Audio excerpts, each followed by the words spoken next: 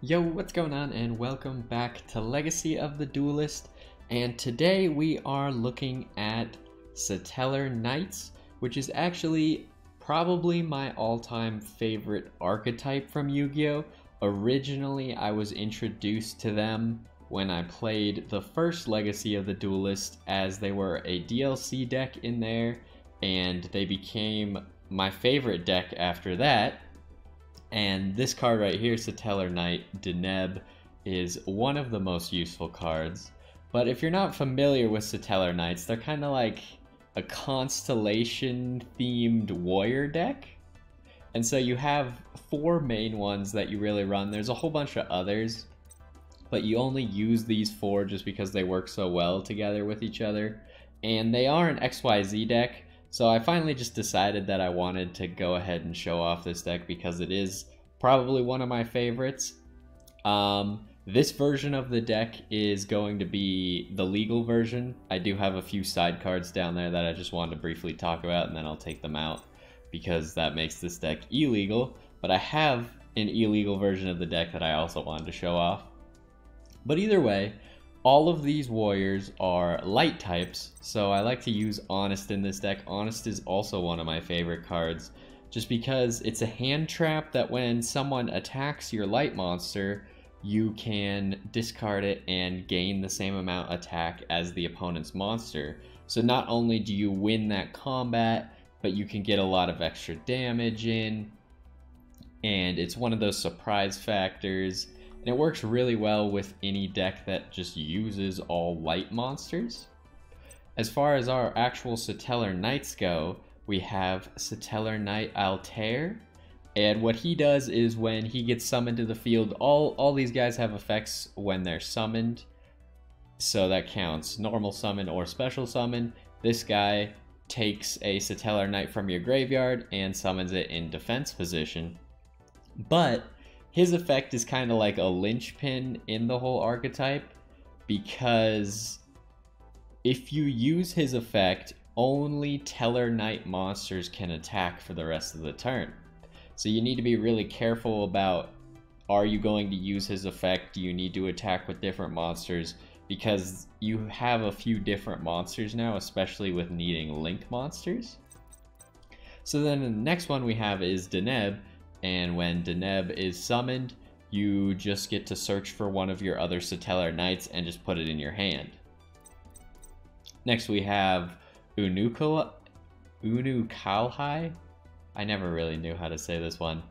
But either way, this one, kind of like Deneb, except you search the card and you put it in the graveyard. So that's good with now things like Monster Reborn being available. And we have a whole bunch of other ways to bring things back from the graveyard. So he's pretty much like a second searcher. And then finally we have Vega, which when Vega is summoned, you can special summon one Tellar Knight monster from your hand. But this one doesn't have the same downside as Altair. But you could see how if you have, say, a Vega and an Altair in your hand and a Deneb in the graveyard, you Vega, Altair, Deneb, you have three monsters on the field, and it's time to start XYZ summoning. So we'll talk about the XYZs in just a little bit. We got Card Destruction, Dark Hole, Foolish Burial, Monster Reborn. I kind of teched these next three in. Monster Reincarnation, so I can get back cards from my graveyard. Because if the duel goes on long enough, eventually I will have used up all of my Satellar Knights. So I like to have a way to get them back. This again will put two of them from my graveyard back into my deck. Pot of Duality, it lets me look at the top three cards of my deck, add one of them, and then shuffle the rest. I don't really want to play this card if I don't have to, because I can't special summon anymore if I play it. Rhoda, we've seen multiple times. It's really good in warrior decks, but you can only use one of them, unfortunately. I remember when you used to be able to use three with this deck, and it kind of fell off once they limited it to one because it became a lot less consistent. Satellar Knight Skybridge, if you have a Tellar Knight on your side of the field, you can special summon another Tellar Knight with a different name from your deck, and then you take the one that you targeted and shuffle it back into your deck. This is also a quick spell, so you can use it during the battle phase and such. So if that monster attacks, then you target it, special summon a different one, and put that one back in your deck. The new one can then immediately attack. Plus you get the effect of summoning it. All of these effects are once per turn, so you got to make sure you're not trying to use multiple in one turn. Soul Charge, we can again bring things back from the graveyard. I've been using one Tellarknight Genesis. It tends to be pretty useful because it destroys spell and trap cards equal to the number of Tellarknights, so I can very easily manipulate how many Tellarknights I have on the field and then play this card real quickly, pop a certain amount of backline. It's kind of like a card that I don't really need, which is why I only have one of them, but when I do have it, I can make good use out of it. Upstart Goblin, another card that's limited to 1. You draw 1 card and your opponent gains 1,000 life. Honestly, it's kind of funny that a card like this is very powerful, but draw power is just where it's at in these kind of card games. We have some Call of the Haunteds for bringing things back from the graveyard. Oasis of Dragon Souls bring things back in defense position. So Call of the Haunted does attack position, while Oasis of Dragon Souls does defense position. They're pretty much the same, except this one makes it a worm type, which doesn't really affect our deck in any way. Quaking Mirror Force, when an opponent's monster declares an attack, you can switch all attack position opponent's monsters to face down defense position, and then they can't change their battle positions anymore forever, as long as those cards are on the field.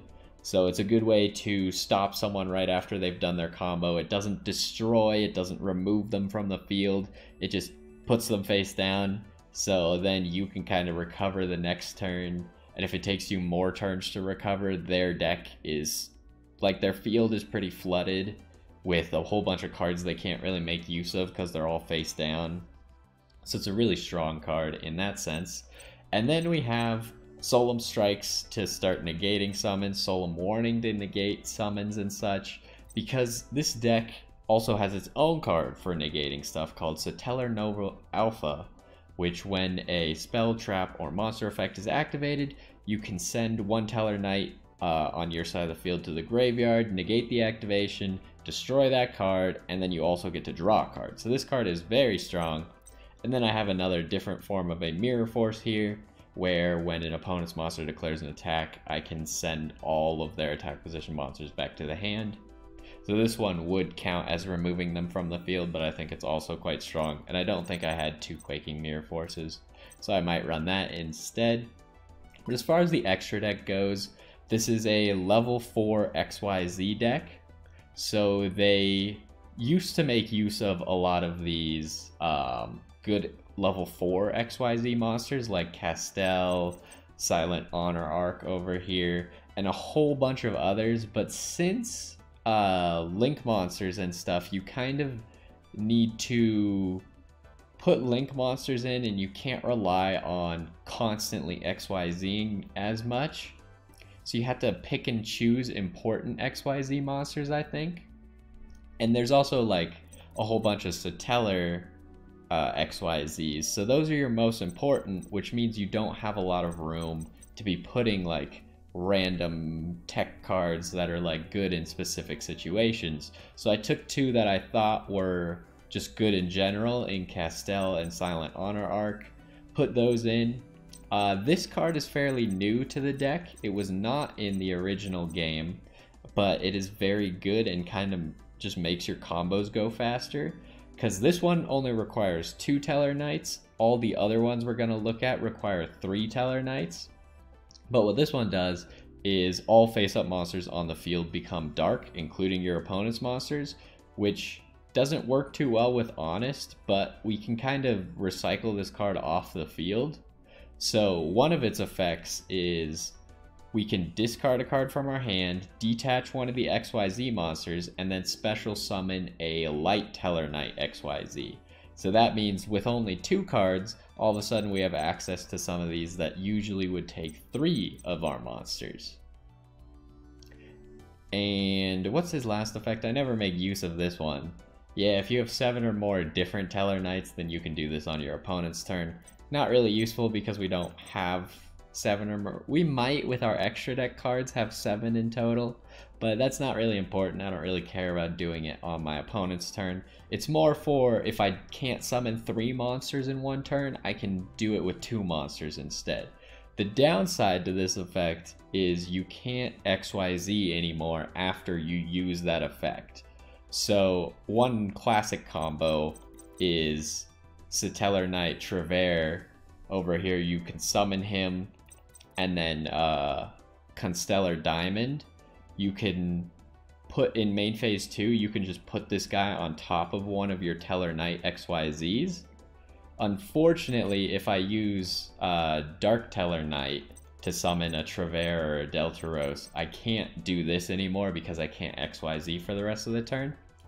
But it's important to note that Diamond negates dark effects. That's pretty much what he does. He stops you from making good use of your graveyard, and then he also is able to negate monsters, dark monsters activating their effects. If you can have both of these guys, Dark Tellar Knight and Diamond, on the field, then all of your opponent's monsters are dark monsters automatically, so it makes it a lot easier to make use of this guy's effect, and he doesn't become specific to certain kinds of decks. He instead becomes, you enable him to always use his effect.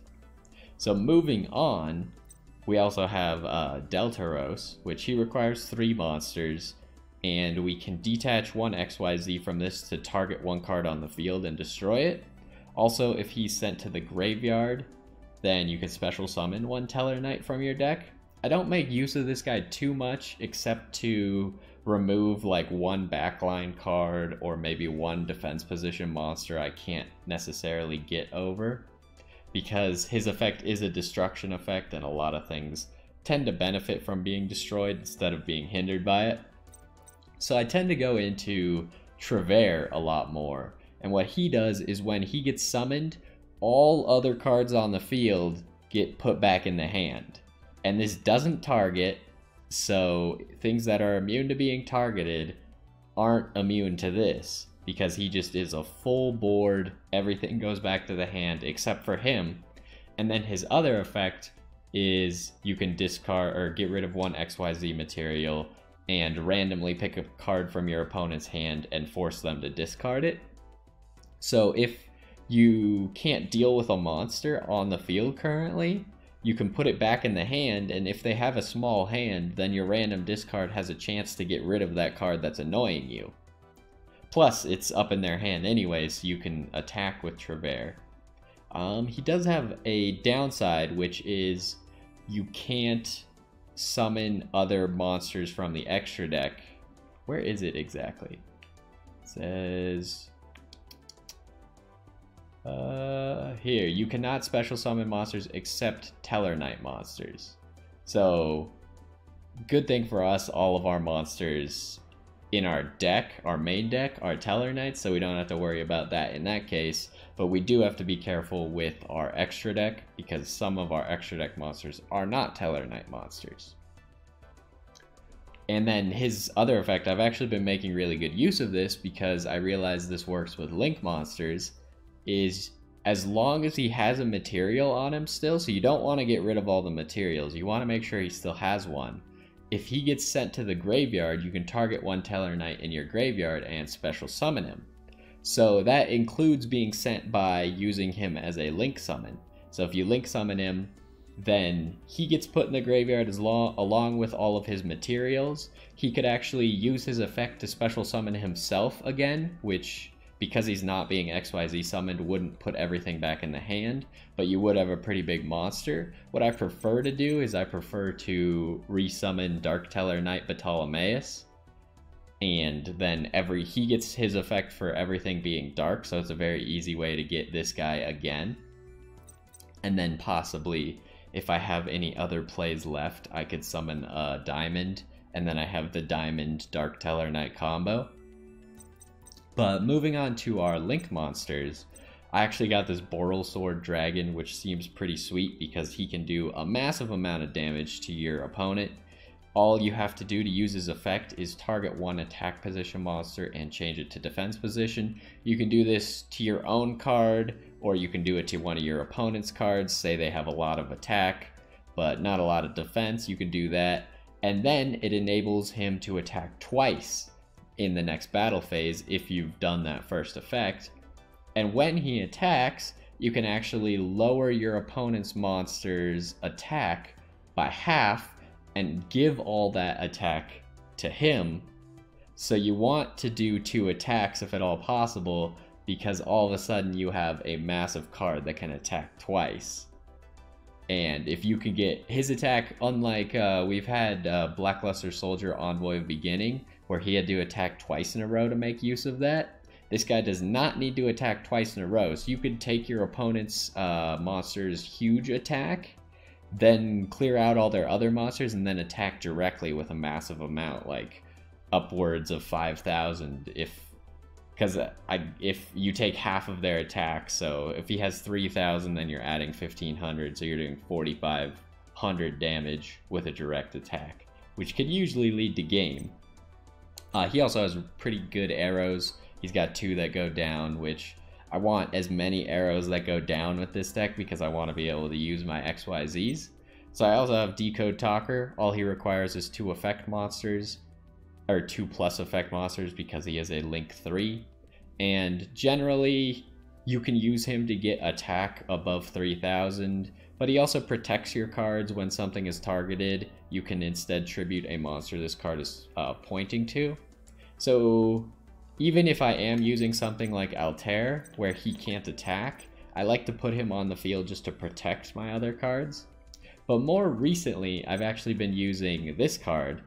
I sold 2 Tales of the Noble Knights, and this requires 2 warriors, which all of our cards except for Honest are warriors, so that's very easy. And if it's Link summoned, I can add a warrior monster from my deck to my hand, but I can't summon that monster this turn, and I can't use its effects. The second effect doesn't really matter because it's more for Noble Knights, but this works very well with just basic warrior decks. And so we essentially can get 2 Deneb effects off in 1 turn. And even though we can't summon the second one, we can summon the one that Deneb brings. So it's very useful for this deck. Plus it's a warrior, all of our monsters are warriors. 2 down pointing arrows, very useful. Finally, I have Underclock Taker. I was using him more before I had I sold.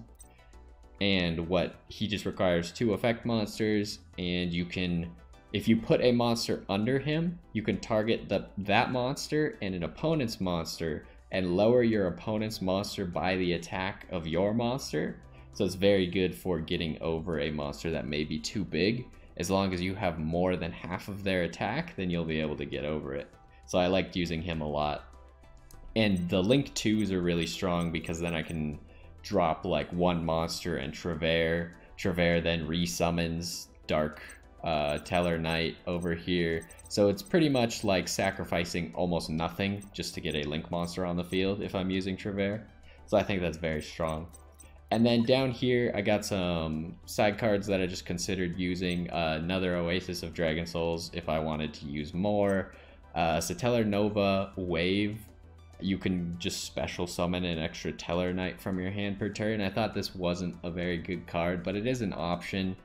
And then instead of all those tech cards that I had where stuff comes back from the graveyard or Pot of Duality, running Card of Demise is also an option where you draw until you have 3 cards in your hand.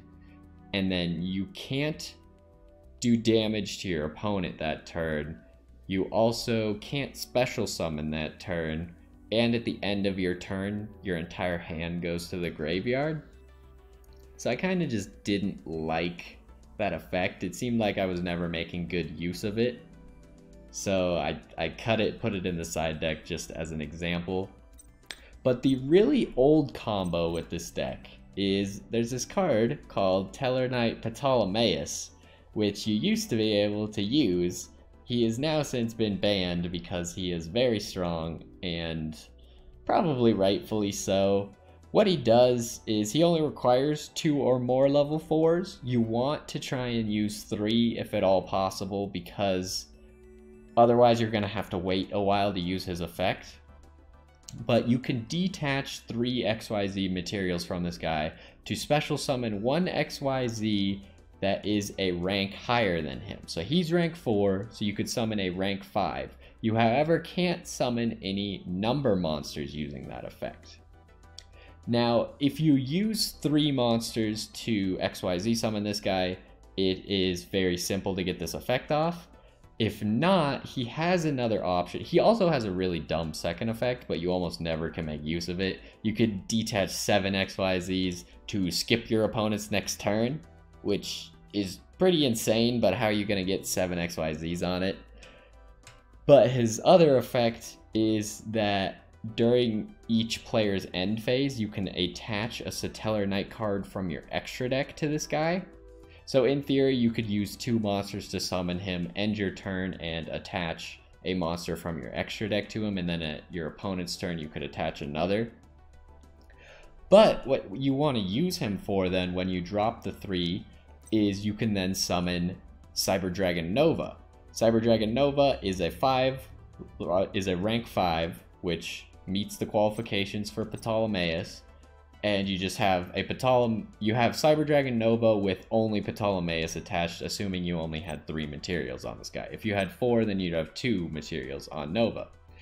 But Nova's not what we care about. Cyber Dragon Infinity over here is the real dumb one, and this one's rank 6. And once per turn, you can XYZ summon Cyber Dragon Infinity by using Cyber Dragon Nova as the material. Cyber Dragon Nova has Ptolemaeus attached, so you'll end up with a Cyber Dragon Infinity that has 2 attachments. This card is the dumb card. It gains 200 attack for each material attached to it, so when you're summoning it, it's at 2500 attack. Not too big a deal. Once per turn, you could target 1 face-up attack position monster on the field and attach it to this card. That includes opponent's monsters, which is just stupid. Like, they have a monster on their side of the field, you take it, attach it, this card gains 200 attack, and he can start using his other effect even more, which states, when a card or effect is activated, you could detach 1 material from this card, negate the activation, and destroy it. So pretty much, your opponent can't play the game anymore. You take their cards, any card that they summon in attack position, you take it, attach it to your cards. It doesn't get any of its effects for leaving the field or anything like that because it just became an XYZ material. So they get no benefits for losing that card. And then you get to use that not only to have 200 more attack, but also to negate their effects, which is just ridiculous. So we're actually going to take this out because I want this deck to be legal. But you can see those cards. So I have another version of the deck right here that has them in the extra deck. I cut a few things to make them actually fit. So I have 1 Ptolemaeus, 1 Nova, and 1 Infinity. And we can use this deck.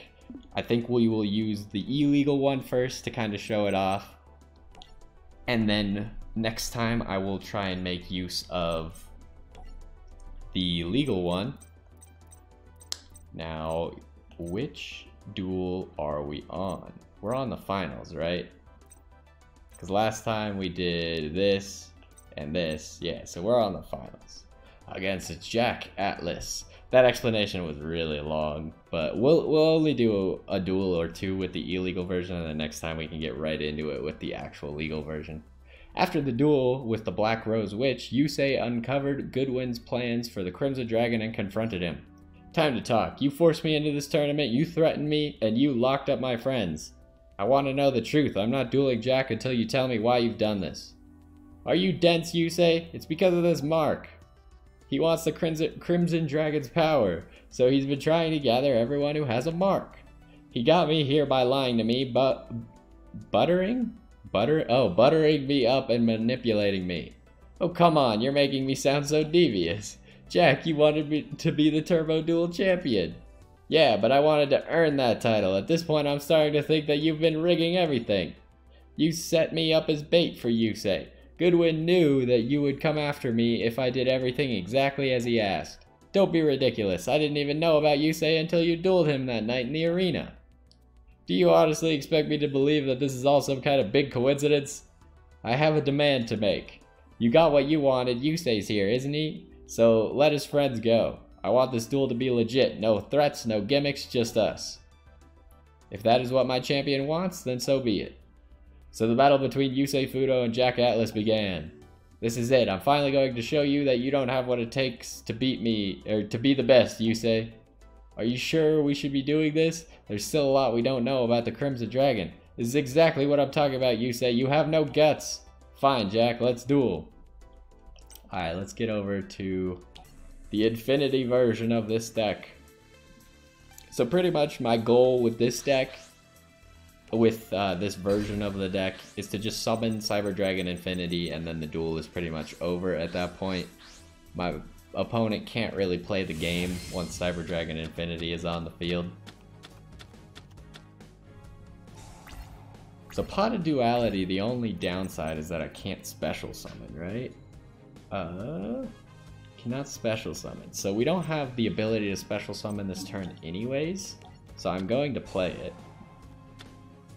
Got a Soul Charge. Skybridge. I'll probably take Skybridge. Rhoda. Never mind, I'm going to take Rhoda. So that means we'll get 2 searches off this turn. So we will summon Deneb, get our first search off. Honestly, my priority with Deneb is always Altair first. You always want an Altair in your hand for next turn. And then my secondary priority, if I already have an Altair, is Vega, because I can just summon Vega, special summon Altair, and then use Altair's effect. And then from here, I like to have something that can bring back my combos from the graveyard. So Deneb is going to be in the graveyard, so I'll put Oasis of Dragon Souls down, as well as this Mirror Force card to maybe protect Deneb if I want to. But I might just let Deneb die because it will be coming back. He's got a Mad Archfiend, huh? So this is where I could... I'm gonna let it die because I want his monster. It might sound kind of funny, but I want his card. Generally here, I would wait till the end phase and activate Oasis of Dragon Soul right now when he can no longer respond to it. His trap cards in the back line aren't active yet until my turn starts. But since it's only a Deneb and I can summon that same Deneb this turn anyways, I don't think I want to do that. So I'm going to say no. Then we'll drop 3 monsters. Oh, what is this? While your opponent has more than 3... If this card is in the graveyard, you can add it to your hand instead of conducting... Well, that's dumb. I don't have anything to cancel that, do I? Nope. Guess I take 2,000 damage. Jeez. That's a weird card. I'm not familiar with that one. Okay. But now we can just run through our combo real quick. We will Vega. Vega will allow us to activate and summon Altair. Now obviously, since we're using Altair's effect, we will not be able to attack with Cyber Dragon Infinity this turn. But I'm pretty sure that'll be fine. And then we'll use Deneb's effect. As I said, there's no Altair in our hand, so we kind of run through our checklist. Altair is not in the hand, so we add an Altair. Now, we will summon Ptolemaeus. And honestly, I wish Ptolemaeus wasn't banned because I love this combo.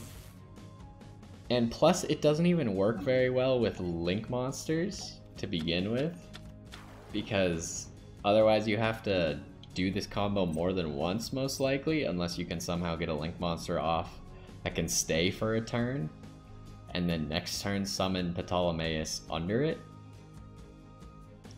which seems a lot less likely. So I feel like maybe they could take Ptolemaeus out, but there might be some other combos that I don't know about, because if you do notice, Ptolemaeus just says 2 or more level 4 monsters, which means it's not limited to warriors, it's not limited to Satellar Knights.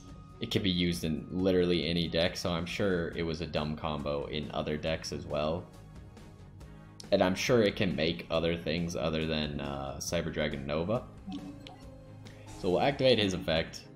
We'll do choice number 1 because we can't do choice number 2. Get rid of everything. Which is good because I kind of want all those cards in the graveyard to begin with. No, I don't want to activate that quite yet.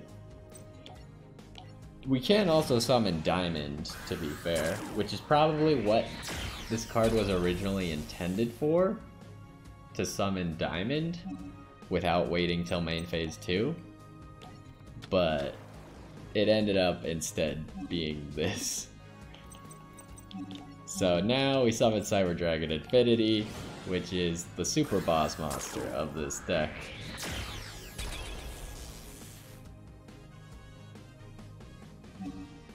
And Cyber Dragon Infinity will be able to take his card. Unfortunately, we will not be able to attack this turn. But we have... I think we can only negate once per turn, if I'm not mistaken. Yeah, once per turn you can negate. So I just kind of end turn now like this. And if my opponent only has 1 card, so I guess he has 2 now and 1 on the field. If he tries to do anything, I'll just stop it. He didn't try to do anything, so we can kind of show off why I like our trap cards so much. Oasis of Dragon Souls. We will grab Vega in this case, because we already have an Altair in hand. Vega summons to the field. Vega gets his effect, or her effect. I actually don't know.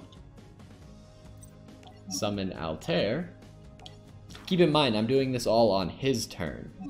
So, next turn on my turn, I will be able to use all of their effects again. Plus, I don't have the debuff of not being able to attack except with Satellar monsters. Until I use Altair's effect again. So I just, at the end of his turn, I summon 3 monsters to the field. Seems pretty fair, right?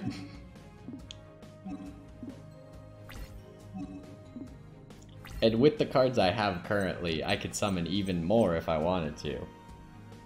But what are we going to do? Unfortunately, with Infinity already on the field and I only have 1 Infinity, I don't particularly want to Link Summon and get rid of my Infinity. I'd rather just keep my Infinity up here, have it be its boss monster that it loves to be, and I guess just attack. So we'll switch everything to attack mode. That was that Mirror Force. What do I want to summon this turn? I could summon another Deneb, which is I think what I'm gonna do, so that way I can grab a Vega. And by doing this, if everything goes horribly wrong and he somehow wipes my field, next turn I can Vega Altair into Deneb, and I have a board again, which I could summon Travere off of. So from here we pretty much are just going to try to win. We have Infinity in case he has anything that's threatening to me.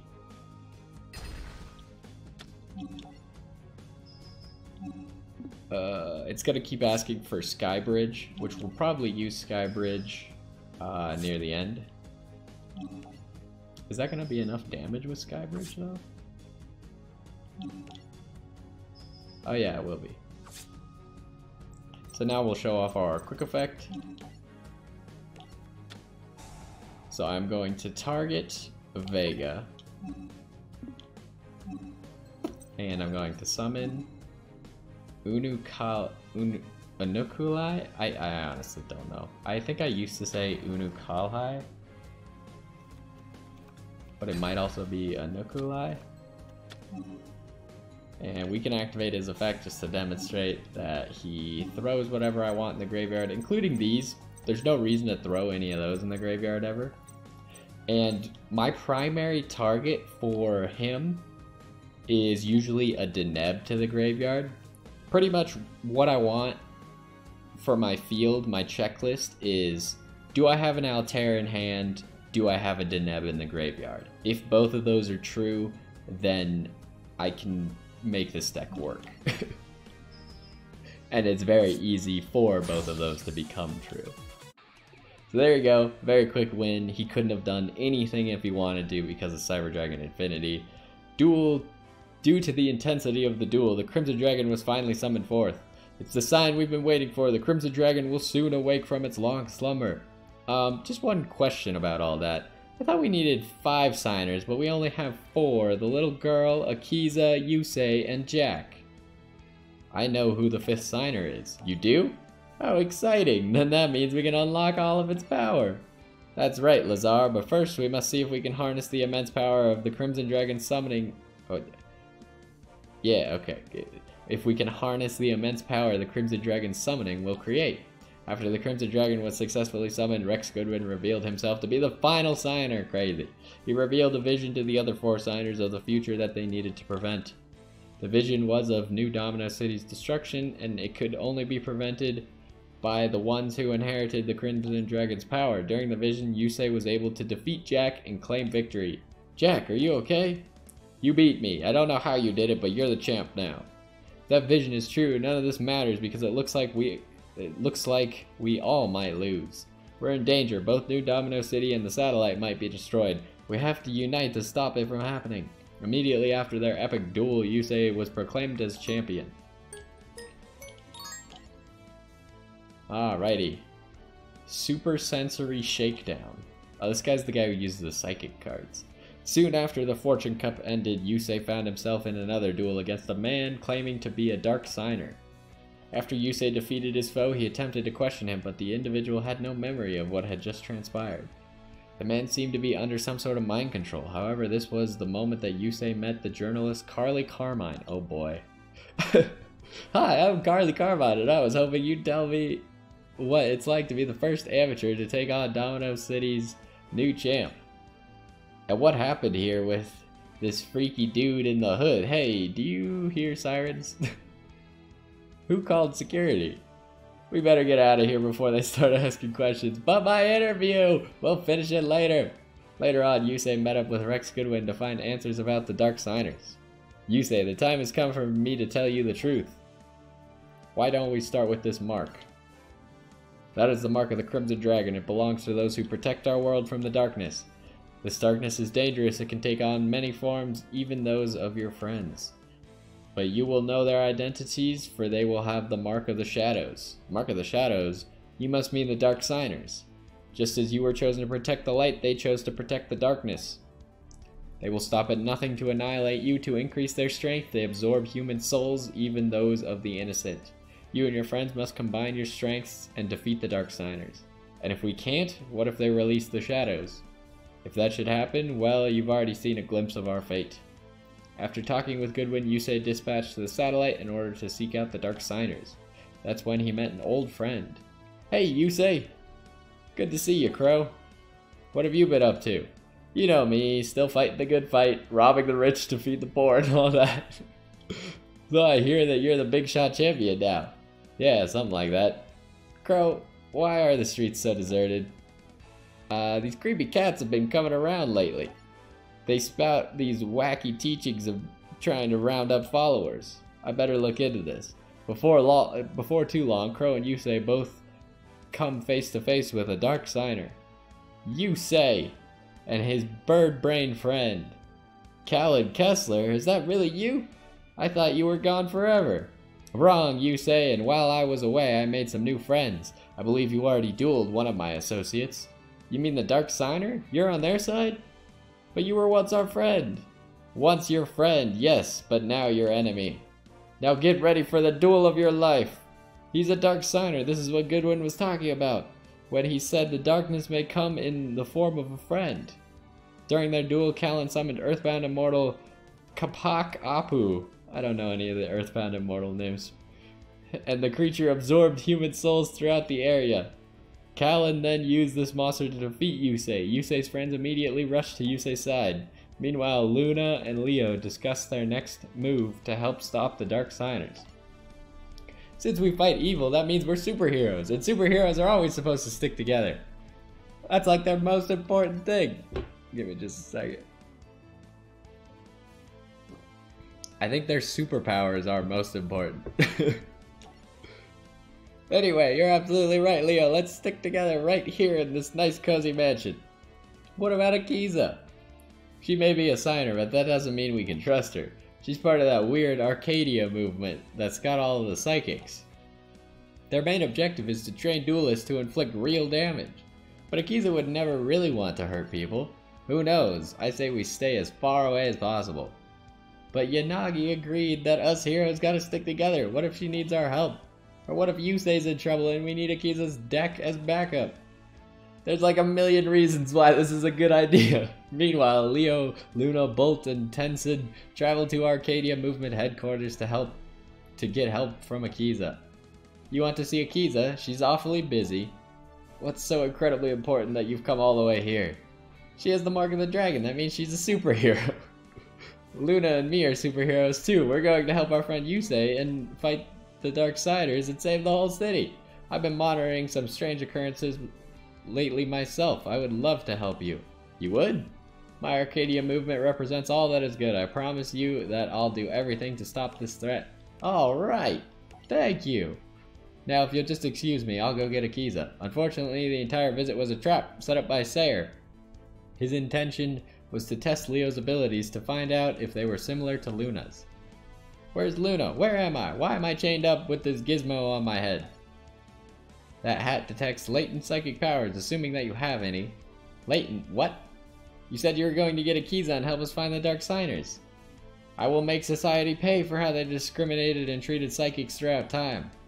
What are you gonna do to me? Take my brain out or take my brain or something? Of course not. You're here to take a test to see if you have the power of a psychic duelist. Akiza was just a preview. I have dozens more psychic duelists at my command. Psychics can do incredible things with their minds.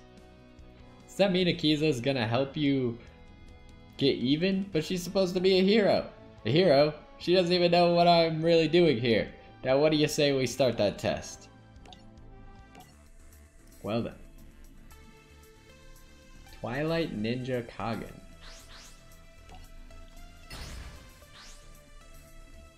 I feel like I would like to go second, but whatever. Going first is probably fine with this deck as well. It just kind of depends on what your hand looks like. This is not exactly a great hand, so it's good that we're going second, I guess. We need another monster. Not that.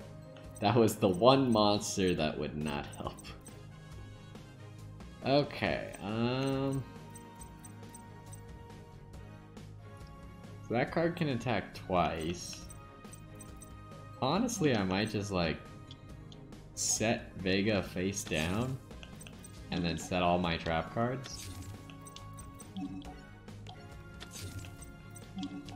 Because I can bring Vega back and I can activate either of my mirror forces. So depending on what he does, I should be fairly safe. Although I could have probably put Vega into attack mode because I have an Honest. So nothing would be able to attack over me anyways. Uh-oh, he's summoning Power Tool Dragon probably? Yep.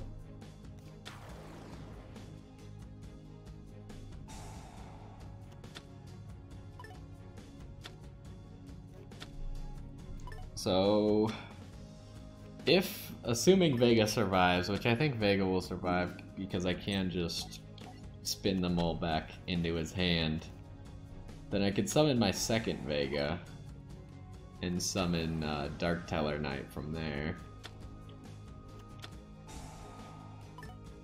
So you can see why I like cards like the Mirror Force cards that I have, because he pretty much played out his whole hand. And now I'm just going to activate one card, and he's got almost no cards left. He'll have 2 cards on the field, no monsters, and have to end his turn. So he pretty much made all of his plays, and it did not work out for him. The question is do we want to all face up monsters on the field? So that's Teller Knights. Unfortunately, I don't have any way that I can get 2 materials onto what's his face this turn. But I should probably summon him. So I guess I'll flip summon Vega. Oh, come on. It's been such a long time since that problem has actually happened. Alright, we'll have to restart, unfortunately. But how that duel was probably going to play out is I was going to summon Ptolemaeus in defense mode. Just wait till my end phase, attach another material to it. And then pretty much all I had to do was use my second Mirror Force to survive that turn. And then I would be able to attach another... what am I thinking of? Another material from my extra deck to it at his end phase. Summon Nova on my turn, then summon Infinity, and then it's pretty much game from there. Let's try going first. I want to at least finish this duel. Unfortunately, that last one did not go so great. So this hand seems kind of bad, but I don't think it's too bad. Because we have ways to bring things back from the graveyard, plus we have a way to send something to the graveyard. So if we run through our checklist, we want a Deneb in the graveyard. So we will accomplish that task right now, and then we'll end our turn. And then second part of the checklist is we want Altair in our hand. What the heck, man? Is that? Oh my gosh! Why did it get so much attack? Does he get like extra attack for having an equip card? He got like 800 attack just for having an equip card. That's insane.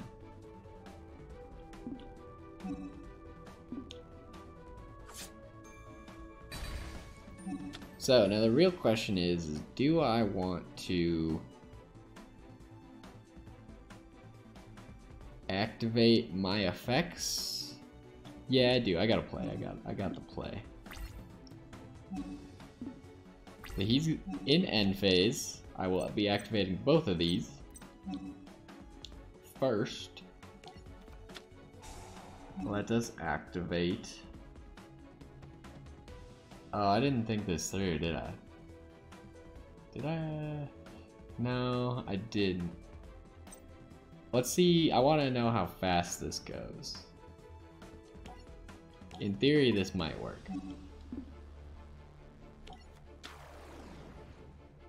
So it should let me use his effect. So I can send an Altair.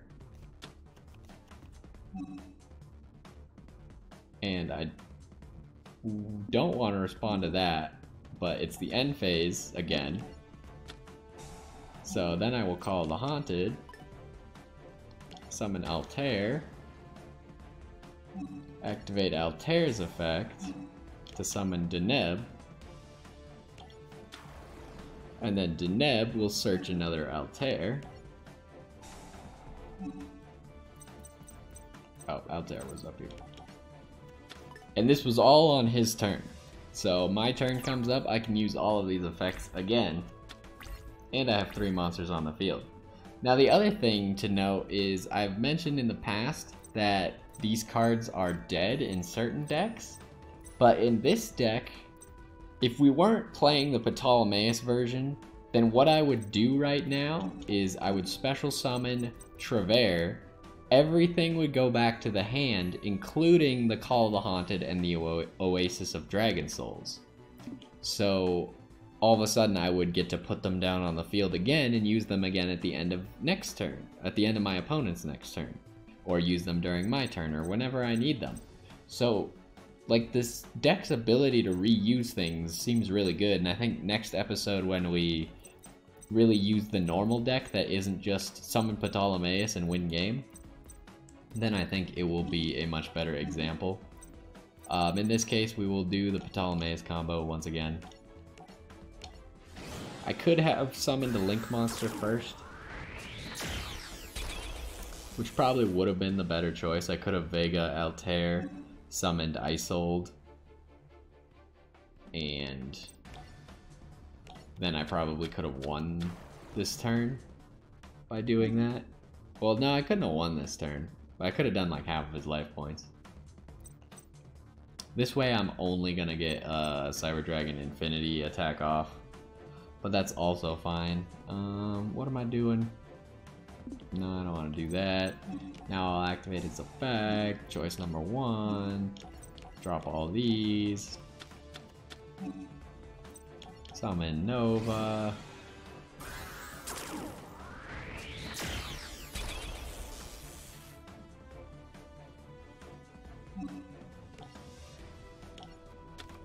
And then we will just summon Infinity again, take his card, and attack.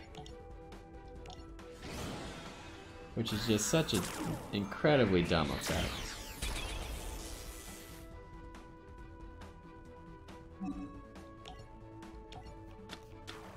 Alright, Infinity's on the field.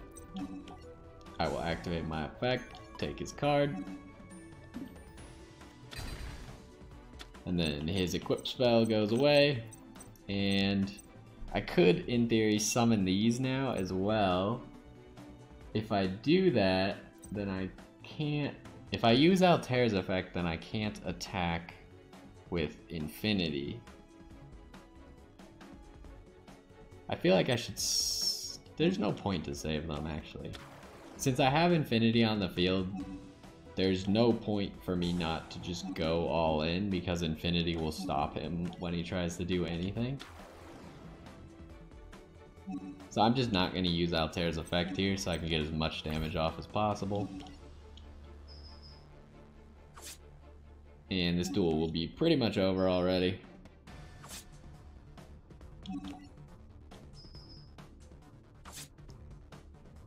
Alternatively, if I had summoned the Link monster, I don't think it would have put us in a better position. We would have just had Cyber Dragon Infinity and Isold on the field. Now, why would you put that in face-up attack position? You really want to kill Vega that badly?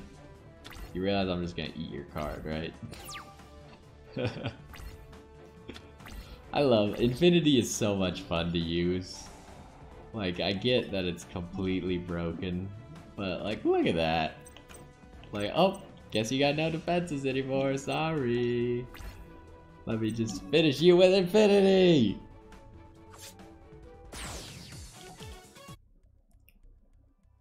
Sorry, Luna. It looks like the boy isn't special after all. At least I still have the girl. Well, that's not good. We're gonna have to go save Luna, but we're gonna have to do that next time. So this time we showed off the Ptolemaeus into Cyber Dragon Infinity combo, which has since been banned and not usable anymore, but I think it's pretty cool to look at the old combos and still be able to at least play them, even if it's not in like a ranked format where it matters. But hopefully you found that interesting. Next time we'll kind of talk about how the normal deck works now without that combo being like your go-to. And I think kind of the deck changed from being a deck that only does that one thing, which is summon Cyber Dragon Infinity and then just win because your opponent can't play, to now you gotta think about your plays and react correctly to what's going on. But either way, hopefully you enjoyed this one.